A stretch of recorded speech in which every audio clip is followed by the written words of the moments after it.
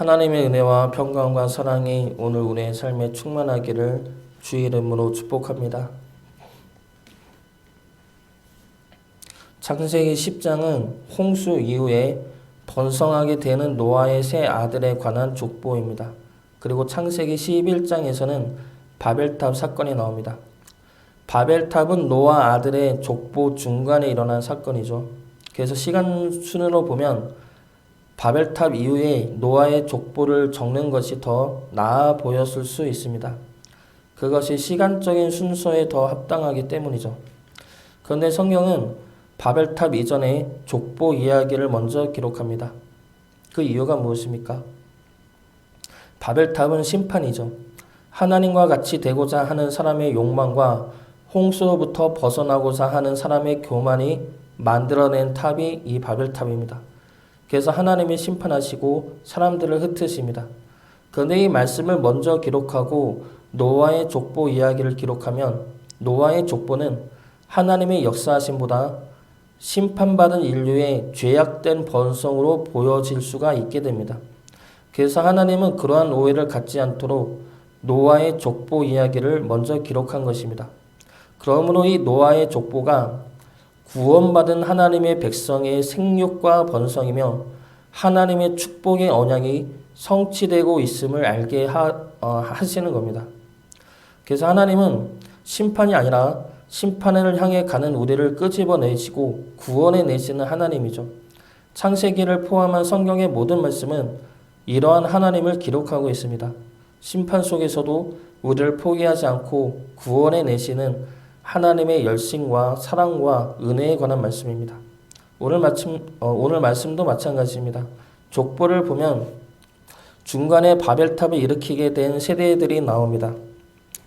그래서 이 세대들에 대한 기록이 인류는 타락할 수밖에 없으며 죄인임을 드러낼 뿐이다 라는 것을 알게 하기 위함은 아닙니다.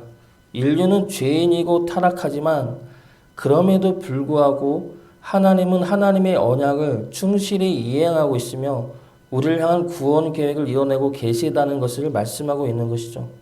그래서 오늘 말씀은 이러한 하나님의 역사하심을 분명히 알게 하기 위한 말씀인 것입니다.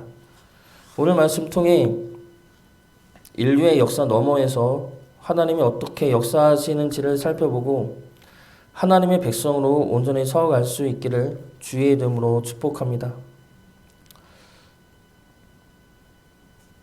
먼저 하나님은 하나님의 언약을 충실히 이루어 가십니다. 홍수의 심판 이후에 천지가 회복되고 나서 노아에게 하신 하나님의 말씀은 생육하고 번성하라는 말씀입니다. 이 말씀은 아담을 창조하셨을 때도 하셨던 축복의 말씀이죠. 창세기 10장은 이 생육하고 번성하라는 하나님의 말씀이 성취되었음을 증거하고 있는 말씀입니다. 창세기 10장은 셈과 함과 야벳의 족보입니다. 먼저 야벳의 족보에는 14명이 나오죠. 그리고 함의 족보에는 30명이 나옵니다. 그리고 셈의 족보에는 26명이 나옵니다. 합치면 몇 명입니까?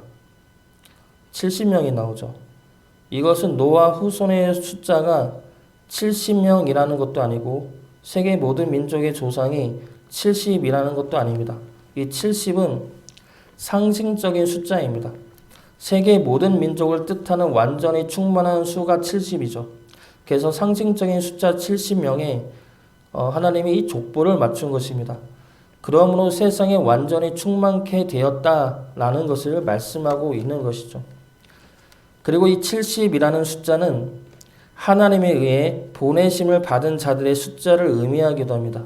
요셉이 총리가 되었을 때 애굽에 내려간 야곱의 가족의 수는 총 70명입니다.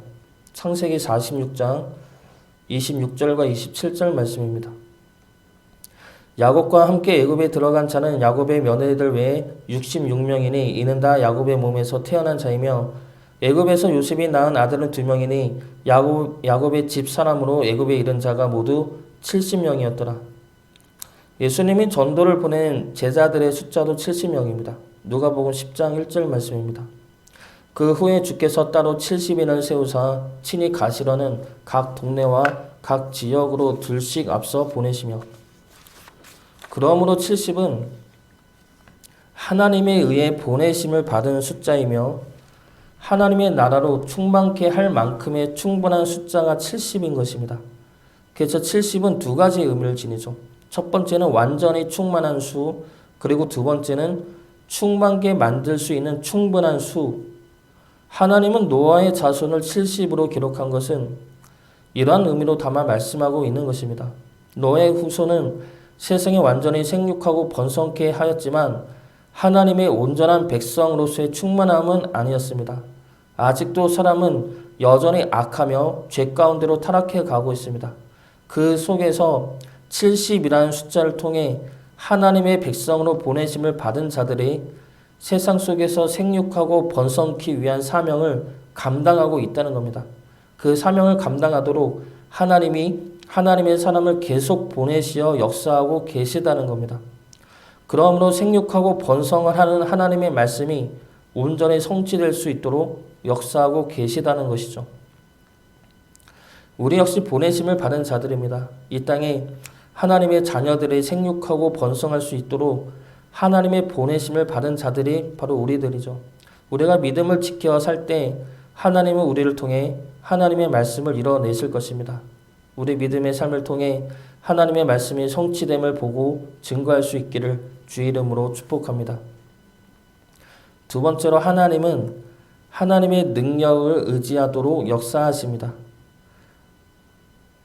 함의 아들 중에서 눈여겨볼 사람은 니므롯입니다. 그는 세상의 첫 용사이며 용감한 사냥꾼이라 기록하고 있습니다.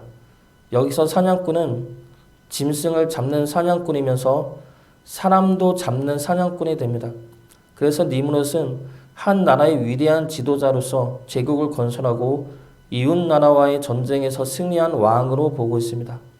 그리고 그의 나라는 바벨과 에렉과 악각과 갈레에서 시작되었다고 말합니다. 바벨은 익숙한 지명이죠. 그래서 니므롯이 바벨탑을 지은 자로 보고 있습니다. 그런데 이 니므롯이 용감한 사냥꾼이 된 것에 대해 성경은 하나님의 은혜와 능력이라 말씀하고 있습니다. 9절 말씀 보겠습니다. 그가 여호와 앞에서 용감한 사냥꾼이 되었으므로 속담에 이르기를 아문은 여호와 앞에 니므롯같이 용감한 사냥꾼이로다 하더라. 성경은 니므롯이 용감한 사냥꾼이 된 것에 대해 하나님이 허락하신 은혜와 능력이라 분명히 기록하고 있습니다. 그런데 하나님의 능력을 받은 니므롯이 어떻게 바벨탑을 짓게 된 것입니까? 이제는 너무 익숙한 패턴이죠. 창세기에서 계속해서 이야기했던 것처럼 교만해졌기 때문입니다. 하나님으로부터 받은 은혜와 능력을 하나님을 위해서가 아니라 자신을 위해 사용하였기 때문이죠. 세상의 왕이 되고 모든 사람들이 우러르게 되고 자신 위에 아무도 없다는 것을 알게 되면 하나님으로부터 벗어나고 싶어 합니다. 그게 사람의 원죄이죠. 그래서 바벨탑을 쌓아 하나님 없이 살고 싶었던 것입니다. 하나님이 다시 홍수를 내려도 홍수에 대한 걱정 없이 살고 싶었던 것이죠. 우리는 하나님의 능력으로 살아가는 이들입니다. 우리가 가진 것이 있든 없든 우리는 하나님의 능력과 은혜로 살아가는 자임을 기억해야 할 것입니다. 하나님의 능력으로 살아가면 우리가 가진 것이 없어도 감사할 수가 있고 우리에게 주어진 것이 없어도 교만하지 않을 수가 있습니다. 주어진 것이 많아도 교만하지 않을 수가 있죠. 그 모든 것들이 영원하지도 않고 내 것도 아님을 알기 때문입니다. 하나님의 능력으로 살아가시기 바랍니다. 하나님의 능력을 의지함으로 하나님의 큰 일을 이루며 주의 뜻을 행하며 살아가시기를 주의 이름으로 축복합니다. 마지막으로 하나님은 회복의 하나님입니다. 함의 자손 중에는 가나안의 자손도 나오죠. 가나안의 자손은 가나안 땅에 살게 됩니다. 가나안은 앞장에서도 보았듯이 노아를 통해 홍수의 하나님의 심판을 받은 자입니다. 그 심판을 받은 자의 자손이 살고 있는 땅이 가나안 땅이죠. 그런데 하나님은 아브라함을 부르셔서 어디로 인도하십니까? 가나안 땅으로 인도하시죠. 가나안 땅은 심판받은 자가 살고 있는 땅이라 하였습니다. 그러면 여기서 드는 의문은 하나님은 아브라함을 불러놓고 하필이면 그 많은 땅 중에서 왜 심판받은 가나안 땅을 주었을까라는 것이죠. 아브라함을 축복하면서 불렀으면 심판받은 땅이 아니라 축복받은 땅을 주는 게 좋지 않겠습니까? 그런데 왜 하나님은 아브라함을 불러놓고 심판받은 가나안 땅을 주시느냐라는 겁니다. 여기에 하나님의 마음이 들어가 있는 것이죠. 하나님은 회복의 하나님이시기 때문입니다. 심판받은 가나안 땅에 아브라함을 인도하시고 하나님의 백성을 인도하시는 이유는 그 땅을 하나님의 땅으로 회복하기 위해서입니다. 하나님의 거룩하고 구별된 땅으로 회복하기 위해 하나님의 백성들을 보내시는 것입니다. 그리고 그곳에 하나님도 함께 가시는 것이죠. 축복의 땅과 심판받은 땅의 차이점이 무엇입니까? 그 차이점은 땅에 있지 않죠. 그 땅의 차이점은 하나님이 함께하느냐 함께하지 않느냐에 있습니다. 가나안 땅이 심판받은 이유는 가나안의 자손들만 살았기 때문입니다. 그러나 그 땅이 젖과 꿀이 흐르는 땅이 될 수 있었던 것은 하나님의 백성들이 그 땅에 들어가면서 하나님과 함께 들어갔기 때문입니다.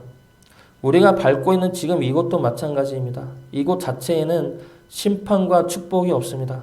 이곳에 있는 우리가 하나님과 함께하면 이곳은 거룩한 곳이 되고 축복의 땅이 되는 것입니다. 그래서 하나님은 심판받은 곳에 하나님의 사람을 보내시고 그곳에 함께 가시어 그것을 회복시키시고 축복의 땅으로 역사해 내고 계시는 겁니다. 우리가 밟는 모든 곳이 축복의 땅이 되기를 원합니다. 하나님과 함께함으로 이곳이 회복의 땅이 되고 거룩한 땅이 되어 주의 생명과 사랑이 흘러넘치는 거룩한 곳이 되기를 주의 이름으로 축복합니다.